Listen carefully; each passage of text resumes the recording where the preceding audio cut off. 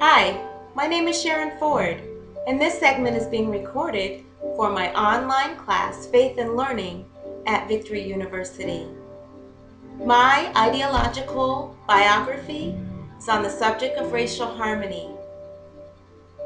We go to a multicultural church right now, and the question is being asked again, can we all get along? Can we all get along? I say yes. And the reason I say so is because I've seen it happen. My mother was raised in Texas, predominantly all-black neighborhood, all African-American neighborhood. And she got married, moved to Colorado, which was predominantly white. Our schools were predominantly white. Our neighborhood was predominantly white. But because my mother was a loving person, kind, sweet, easy to get along with, we never had any racial problems in our neighborhood nor our schools. We went to an all-black church, and that's when I started to notice church was a place that was more segregated than anywhere else. The stores were multicultural, the mall was multicultural, and church was a place where we saw more segregation. And so when I became an adult, I decided, following the leading of the Lord, to go to a Hispanic church. And I didn't know it was Hispanic at the time. I really enjoyed the teaching I was hearing on the radio. So I went and joined this church, and I was immediately compelled to be a part of it.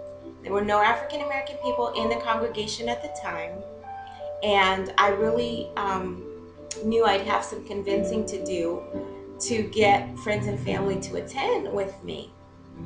And so we went to this church, and at the time I was engaged to be married, and again had to convince my fiance that that's what I felt like God called me to do, and was hopefully going to get his agreement on that. And so the music was different, the people were different, the way they worshiped was different. They started church on time, and that was different for me. The church that I went to tried to start on time, but I was always late. And so one day I was late at this church, and the pastor came and said, "Sister, do you realize we start right on time?" So he asked me to be there 30 minutes early from then on. And so that's just a small change that I had to make in order to be successful in that environment. But there were so many other changes that not only I had to make, but the congregation was willing to make in order to be multicultural friendly. And so yes, we can achieve racial harmony, but it will definitely take an open mind and a heart to want to make it happen.